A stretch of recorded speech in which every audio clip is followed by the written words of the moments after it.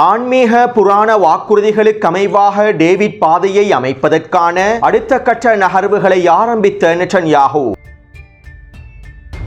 Euphrates நதிக்கரையை Israel கைப்பற்றிக் கொள்ளப் போகின்றதா? Nile நதி தொடக்கம் யூப்ரட்டிஸ் நதிக்கரை வரையில் இஸ்ரேல் தன்னுடைய ஆதிக்கத்தினை விரிவாக்கப் போகின்றதா? பலவீனமான மூலோபாய வெற்றிடமாக மாறியுள்ள சிரியாவை 5 மாநிலங்களாக பிரிப்பதற்கான முன்மொழிவை முன்வைத்திருக்கக்கூடிய நெட்டன்யாஹூவும்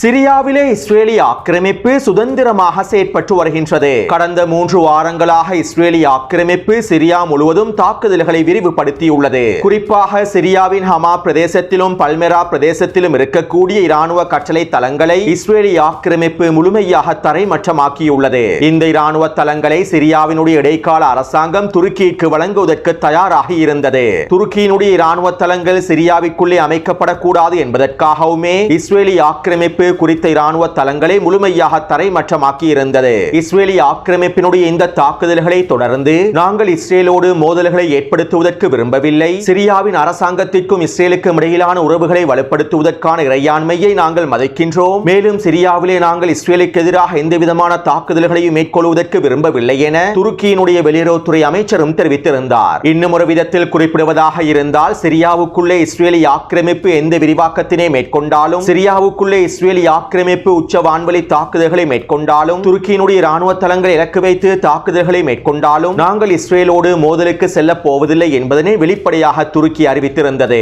அதே போன்று இஸ்ரேலிய ஆக்கிரமிப்பு தெற்கு சிரியாவின் தாரா மற்றும் சுவைதா பிரதேசங்களை கைப்பற்றுவதற்கான வேலை திட்டங்களையும் மும்முரமாக மேற்கொண்டு வருகின்றது. அது மட்டுமல்லாமல் தெற்கு சிரியா பிரதேசத்திலே அதிகமாக இருக்கக்கூடிய ரூஸ் இனத்தவர்கள் சிரியாவின் புதிய அரசாங்கத்துடனான தொடர்புகளையும் துண்டித்துள்ளார்கள். நாங்கள் சிரியாவின் புதிய அரசாங்கத்திற்கு கீழால் செயற்பட போவதில்லை. சிரியாவின் தெற்கு பிரதேசமானது ரூஸ் இனத்தவர்களுக்கு சொந்தமான மாநிலமாகும். இந்த மாநிலத்தினை நாங்களே ஆட்சி செய்து கொள்கின்றோம் என ரூஸ் இனத்தவர்களுடைய தலைவர்கள் தெளிவாக அறிவித்திருந்தார்கள். மேலும் இதற்கான முழுமையான ஆதரவை இஸ்ரேலிய ஆக்கிரமிப்பும் வழங்கியிருந்தது.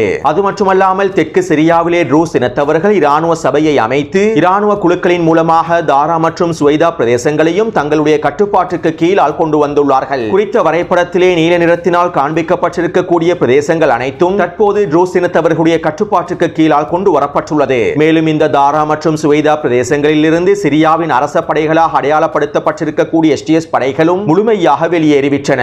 தற்போது இந்த தெற்கு பிரதேசத்திலே சிறிதளவிலான அரபு பழங்குடி மக்களே எஞ்சியுள்ளார்கள். இந்த அரபு பழங்குடி மக்களை வெளியேற்றுவதற்கான நடவடிக்கைகளையும் இஸ்ரேலிய ஆக்கிரமிப்பு மேற்கொண்டு வருகின்றது. எனவே தற்போது ரூஸ் இனத்தவர்களை பயன்படுத்தி இஸ்ரேலிய ஆக்கிரமிப்பு தெற்கு சிரியாவை அவர்களுடைய கட்டுப்பாட்டுக்கு கீழால் கொண்டு வந்துவிட்டது. அத்தோடு இஸ்ரேலிய ஆக்கிரமிப்பு தெற்கு சிரியாவோடு நின்றுவிடப் போவதில்லை. அடுத்த கட்ட ஆபத்தான திட்டத்தை நோக்கியும் இஸ்ரேலிய ஆக்கிரமிப்பு நகரப் போகின்றது.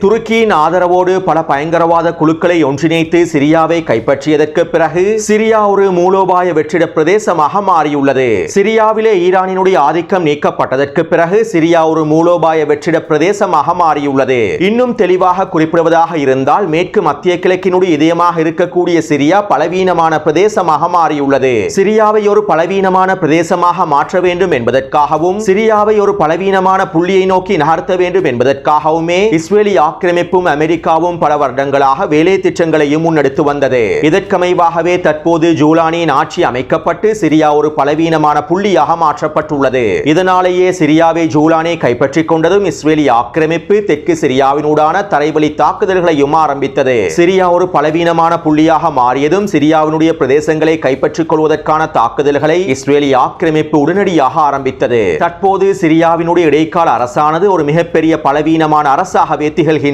இதற்கு பிறகு துருக்கியினாலும் சிரியாவை பலப்படுத்துவதற்கு முடியாது. துருக்கியினுடைய பொருளாதார நெருக்கடிகளுக்கு மத்தியில் பொருளாதார ரீதியாக சிரியாவை துருக்கியினால் பலப்படுத்த முடியாது. இராணுவ ரீதியாக துருக்கி சிரியாவை பலப்படுத்துவதற்கு களமிறங்கினால் இஸ்ரேலிய ஆக்கிரமிப்பு அதற்கான அனுமதியினை வழங்காது. எனவே துருக்கியினால் இராணுவ ரீதியாகவும் இதற்கு பிறகு சிரியாவை வலுப்படுத்த முடியாது. மேலும் துருக்கிக்கும் வடகிழக்கு சிரியாவில் இருக்கக்கூடிய குர்திஷ்களுக்கும் இடையிலான மோதல்களும் தொடர்கின்றன.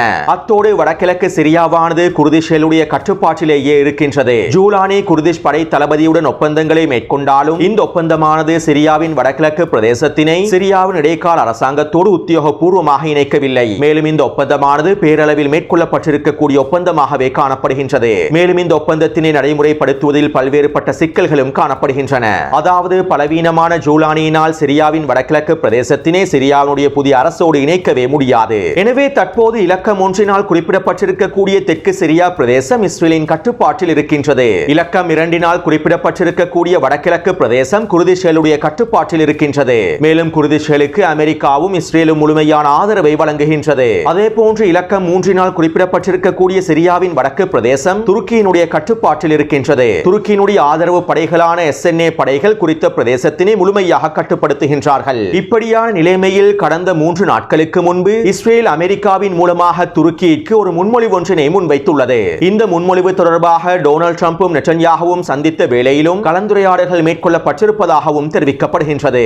அதாவது சிரியாவினை செல்வாக்கு மண்டலங்களாக பிரிப்பதற்கான முன்மொழிவையே நெட்டன்யாகு முன்வைத்துள்ளார். இதற்கமைவாக சிரியாவின் வடகிழக்கு பிரதேசத்தினை குர்திஷ்கள் கட்டுப்படுத்துவார்கள். குர்திஷ்களுக்கு முழுமையான ஆதரவை அமெரிக்கா வழங்கும். மேலும் வடகிழக்கு பிரதேசத்தில் இருக்கக்கூடிய அனைத்து மூலோபாய எண்ணெய் கிணறுகளும் இன்னும் ஏனைய மூலோபாய பிரதேசங்களும் அமெரிக்காவின் கட்டுப்பாட்டிலேயே இருக்கும். அதே போன்று சிரியாவின் வடக்கு பிரதேசம் முழுமையாக துருக்கியினுடைய கட்டுப்பாட்டுக்கு கீழால் கொண்டு வரப்படும். துருக்கியினுடைய எல்லை பாதுகாப்பினை உறுதிப்படுத்துவதற்காக சிரியாவின் வடக்கு பிரதேசத்தினை துருக்கி முழுமையாக வைத்திருக்கலாம். சிரியாவின் மேற்கு கடற்கரையோர பிரதேசத்தினை முழுமையாக ரஷ்யா கட்டுப்படுத்தலாம். அதே போன்று சிரியாவின் தெற்கு பிரதேசத்தினை நாங்கள் கைப்பற்றுவோம். எஞ்சிருக்கக்கூடிய சிரியாவின் மத்திய பிரதேசத்தினை சிரியாவினுடைய இடைக்கால அரசு கட்டுப்படுத்தும் என நெட்டன்யாகு குறித்த முன்மொழிவை முன்வைத்துள்ளார். நெட்டன்யாகுவின் இந்த முன்மொழிவுக்கு அமைவாக சிரியாவானது 5 மாநிலங்களாக பிரிக்கப்படும். மேலும் டொனால்ட் ட்ரம்ப் துருக்கியினுடைய அதிபர் அர்துகானை நேசிக்கின்றார். அர்துகான் டொனால்ட் ட்ரம்பை நேசிக்கின்றார். இருவரும் நெருங்கிய நண்பர்களாகவே காணப்படுகின்றார்கள். எனவே டொனால்ட் ட்ரம்பின் மூலமாகவே நெட்டன்யாகு இந்த முன்மொழிவுகளையும் முன்வைத்துள்ளார். அத்தோடு நெட்டன்யாகுவின் இந்த முன்மொழிவுகளுக்கு பின்னால் மிகப்பெரிய ஆபத்தான திட்டம் ஒன்று புதைந்துள்ளது.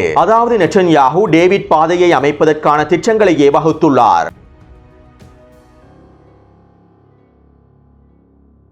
இந்த டேவிட் பாதையானது நைல் நதி தொடக்கம் யூப்ரட்டிஸ் நதிக்கரை வரையிலான இஸ்ரேலிய ஆக்கிரமிப்பின் விரிவாக்கத்தினை உறுதிப்படுத்துகின்றது.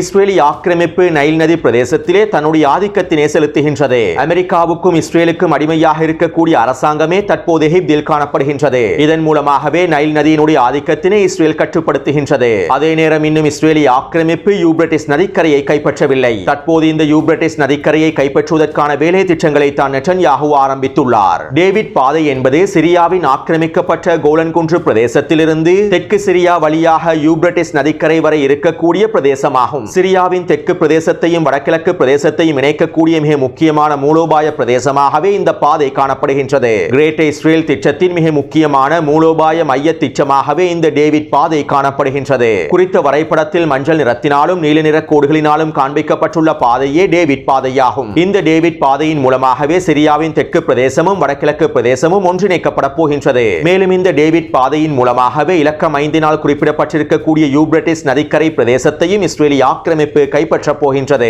அத்தோடு குறித்த வரைபடத்திலே இலக்கம் 6 குறிப்பிடப்பட்டிருக்கக்கூடிய பிரதேசம் அல் டனாஃப் பிரதேசமாகும். இந்த அல் டனாஃப் பிரதேசத்தில் தான் அமெரிக்காவின் மிக முக்கியமான மிகப்பெரிய இராணுவ கட்டளை தளம் காணப்படுகின்றது. எனவே தற்போது தெற்கு சிரியாவுடைய பெரும்பகுதிகளை கைப்பற்றிக் கொண்டிருக்கக்கூடிய இஸ்ரேலிய ஆக்கிரமிப்புக்கு இந்த டனாஃப் பிரதேசத்தில் இருக்கக்கூடிய அமெரிக்காவின் இராணுவ கட்டளை தளத்தினூடாக இந்த டேவிட் பாதையை அமைப்பது இலகுவான விடயமாகும். எஞ்சிருக்கக்கூடிய சிறிய பிரதேசங்களை முழுமையாக கைப்பற்றிக் கொள்வதன் மூலமாக இஸ்ரேலிய ஆக்கிரமிப்பினால் நெட்டன்யாகுவினால் இந்த டேவிட் பாதையை முழுமையாக அமைத்து விட முடியும். அத்தோடு இந்த டேவிட் பாதை தொடர்பாக லெபனான் பல்கலைக்கழகத்தினுடைய சர்வதேச உறவுகளுக்கான பேராசிரியர் டாக்டர் நீலா நிக்கோலா அவர்கள் இவ்வாறு தெரிவித்துள்ளார். சிரியாவின் தற்போதைய பலவீனமான நிலைமைகள் இஸ்ரேலின் வரலாற்று அபிலாஷைகளுக்கு புதிய புவிசார் அரசியல் யதார்த்தத்தினை வழங்கியுள்ளது.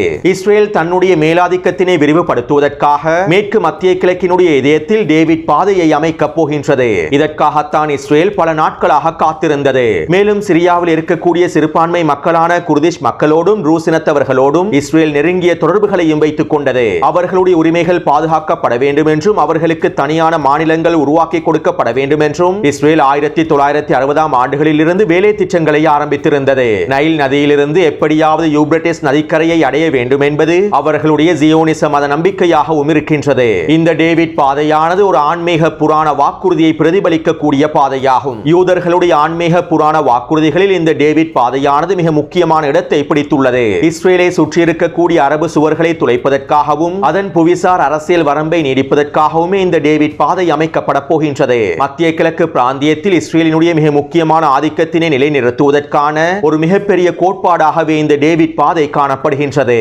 டேவிட் பாதையை அமைப்பதன் மூலமாக மத்திய கிழக்கு பிராந்தியத்தில் இஸ்ரேல் மிகப்பெரிய மூலோபாய வெற்றிகளை அடைந்து கொள்வதற்கும் திட்டமிட்டுள்ளது என குறித்த பேராசிரியர் தெரிவித்துள்ளார். அத்தோடு இந்த டேவிட் பாதையை அமைப்பதன் மூலமாக பல்வேறுபட்ட மூலோபாய நன்மைகளையும் அடைந்து கொள்ளலாம். இந்த டேவிட் பாதையானது பலஸ்தீனிய போர் முனைக்கு ஆதரவான எதிர்ப்பு அச்சுக்களையும் சிதைக்கக்கூடிய ஒரு பாதையாகும். ஈரானுக்கும் லெபனானுக்கும் பலஸ்தீனத்துக்கும் இடையிலான தொடர்புகளை முறிக்கக்கூடிய மிக முக்கியமான பாதையாகவும் இது அமைந்திருக்கும். மேலும் இந்த டேவிட் பாதையை அமைத்துக் கொள்வதன் மூலமாக பல்வேறுபட்ட பொருளாதார லாபங்களையும் இஸ்ரேலிய ஆக்கிரமிப்பு அடைந்து கொள்ளும். எனவே தற்போது நெட்டன்யாஹு ஆன்மீக புராண வாக்குறுதிகளுக்கு அமைவாகவே இந்த டேவிட் பாதையை அமைப்பதற்கான அடுத்த கட்ட வேலை திட்டங்களை ஆரம்பித்து மேற்கொண்டு வருகின்றார். தற்போது இஸ்ரேலிய ஆக்கிரமிப்பு சிரியாவிலே மேற்கொள்ளக்கூடிய அனைத்து நகர்வுகளும் இந்த டேவிட் பாதையை நோக்கிய நகர்வுகளாகவே அமைந்துள்ளன. அத்தோடு இந்த டேவிட் பாதையினை அமைப்பதன் மூலமாக எவ்வாறான போர்கள் ஆரம்பிக்கப்பட போகின்றது என்பது தொடர்பாகவும் இந்த டேவிட் பாதையை தடுப்பதற்காக ஈரானும் ஈராக்கும் எவ்வாறான வேலை திட்டங்களை ஆரம்பிக்க போகின்றார்கள் என்பது தொடர்பாகவும் இனி வரக்கூடிய காணொளிகளில் குறிப்பிடுகின்றேன். எனவே இந்த காணொளி தொடர்பான கருத்துக்களை பதிவிடுங்கள். தொடர்ந்தும் என்னுடன் இணைந்திருங்கள். நன்றி, வணக்கம்.